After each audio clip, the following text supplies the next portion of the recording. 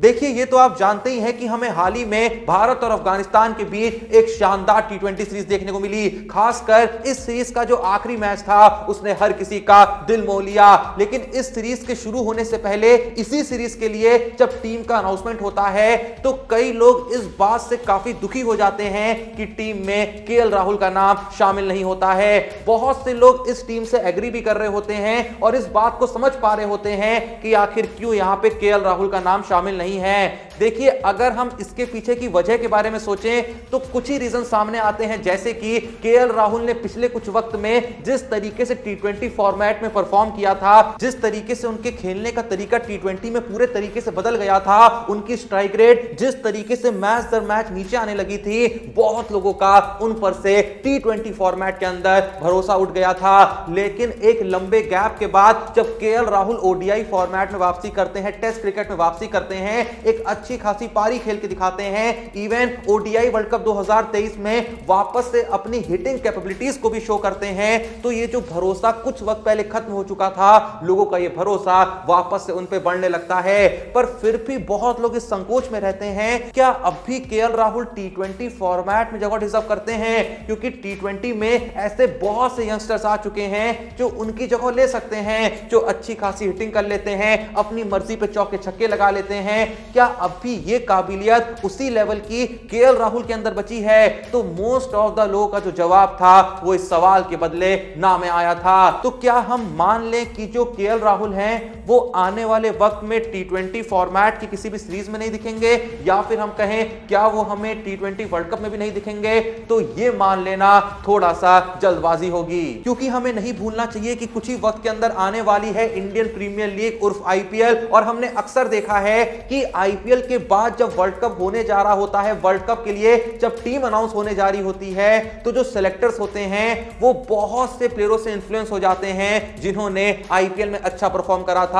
तो केएल राहुल भी उन प्लेयरों में से होने वाले हैं जिनकी परफॉर्मेंस पे हर किसी की नजर रहेगी जब आईपीएल की शुरुआत होगी। लेकिन यहां पे ना एक बहुत ही बड़ी प्रॉब्लम सामने आ जाती है। देखो, KL Rahul Lucknow super giants के लिए जब बैटिंग करते हैं तो जैसा कि हम सब जानते हैं वो एज अ ओपनर वहां से खेलते हैं, लेकिन एज एन ओपनर इंडिया में अपनी जगह बना पाना इस समय सबसे ज्यादा मुश्किल है, क्योंकि सबसे ज्यादा जो कंपटीशन चल रहा है वो इस समय ओपनिंग स्पॉट के लिए ही चल रहा है। रोहित शर्मा ओपनिंग में कंफर्म है, तो एक स्पॉट जो बचता है जो रोहित शर्मा के साथ यहां पे ओपनिंग करेगा, उसके लिए यशस्वी जायसवाल भी लड़ रहे हैं, शुभमन गिल भी लड़ रहे हैं, बीच बीच में ऋतुराज गायकवाड़ भी लड़ रहे हैं। और बहुत हद तक उम्मीद है एक बार जब आईपीएल 2023 की शुरुआत हो जाएगी तो ऋतुराज गायकवाड़ जो हैं वो और ज्यादा अपने पॉइंट को प्रूव करने लगेंगे। इसके अलावा और भी कई सारे ऑप्शंस हैं जो बीच बीच में ये कहते रहते हैं कि ओपनिंग स्लॉट में तो आप मेरे बारे में भी सोच सकते हैं। तो ऐसे में केएल राहुल का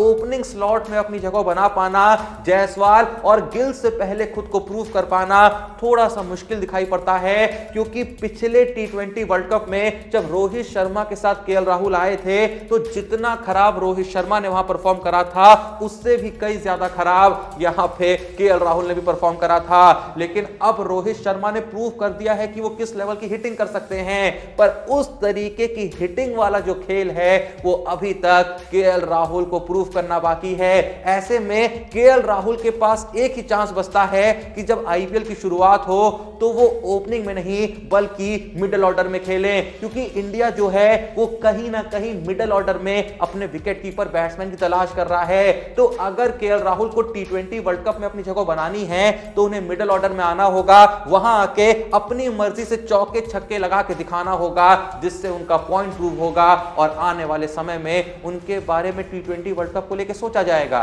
इवन हाल ही में यही सेम चीज हमें आकाश चोपड़ा से भी सुनने को मिलती है, जो कहते हैं कि अगर केएल राहुल को हल्का सा भी अपने चांसेस को जिंदा रखना है कि वो टी20 वर्ल्ड कप में जा सकें, तो ऑप्शन एक ही है कि वो आईपीएल में एज एन ओपनर नहीं बल्कि as a middle order batsman खेलें। क्योंकि पिछले कुछ वक्त में हमने ये भी देखा है कि केएल राहुल को चाहे इंडिया का मैनेजमेंट हो गया, चाहे राहुल द्रविड़ हो गए, चाहे रोहित शर्मा हो गए, ये सभी लोग केएल राहुल को as a middle order batsman establish करने में लगे हुए हैं। खुद केएल राहुल भी कई सारे इंटरव्यूज में कह चुके हैं कि अब मेरा रोल बस यही रह गया है कि मैं बीच में आऊंगा, मिडिल ऑर्डर में खेलूंगा और पारियों को संभालूंगा। जैसे जैसे पारी आगे बढ़ती जाएगी, जैसे जैसे मैच फिनिश होने की तरफ बढ़ता जाएगा तो मैं अपने गियरों को बदल के दिखाऊंगा और लंबे लंबे चौके छक्के लगाऊंगा। पर देखो भाई, अगर मैं अपना ऑनेस्ट ओपिनियन दूं ना, तो मेरे हिसाब से इंडिया को जो भी विकेटकीपर बैट्समैन खिलाना है वो उसे ओपनिंग में ही खिलाना चाहिए, क्योंकि अगर कोई भी विकेटकीपर बैट्समैन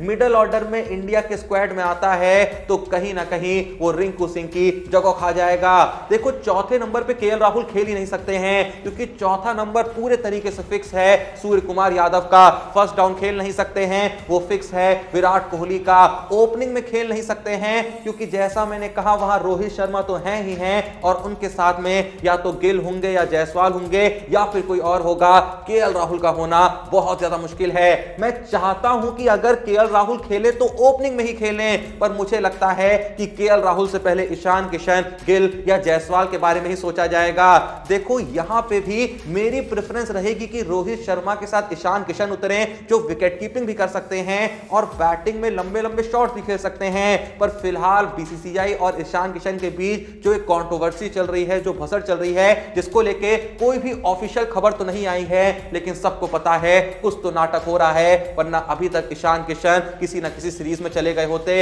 अभी भारत वर्सेस इंग्लैंड सीरीज में उनको एज अ विकेट कीपर नहीं भेजा जाना अपने आप में इस बात को बहुत अच्छे से प्रूव करता है कि भाई कोई ना कोई भसड़ तो चल ही रही है। तो इसीलिए मेरा मानना तो यही है कि अगर ओपनिंग में रोहित शर्मा के साथ एक विकेट कीपर बैट्समैन आ गया तो फर्स्ट डाउन पे कोहली आ जाएंगे, फोर्थ नंबर पे सूर्य कुमार यादव आ जाएंगे, फिफ्थ नंबर पे रिंकू सिंह आ जाएंगे या फिर हार्दिक पांड्या आ सकते हैं, सिक्स नंबर पे रिंकू सिंह आ जाएंगे, सेवेंथ नंबर पे जडेजा या फिर अक्षर पटेल आ जाएंगे। अब इसी लाइनअप में अगर आप केएल राहुल को मिडिल ऑर्डर में घुसा देंगे ना, तो कहीं ना कहीं सूर्य कुमार यादव की जगह नहीं बनेगी या फिर रिंकू सिंह की जगह नहीं बनेगी, जो कि हम बिल्कुल नहीं चाहते हैं। तो इसीलिए मेरा मानना तो यही है कि केएल राहुल अगर टीम में आएंगे तो सिर्फ एज एन ओपनिंग बैट्समैन आ सकते हैं, जबकि मैं ये भी कह रहा हूं कि ओपनिंग में आना उनके लिए बहुत ज्यादा मुश्किल होगा, क्योंकि वहां पे कंपटीशन बहुत है। पर क्या पता जब आईपीएल 2024 की शुरुआत हो, केएल राहुल जहां भी खेलें ऐसा बवाल काट दें, ऐसा धमाल मचा दें कि लोग उनको इग्नोर कर ही ना पाए।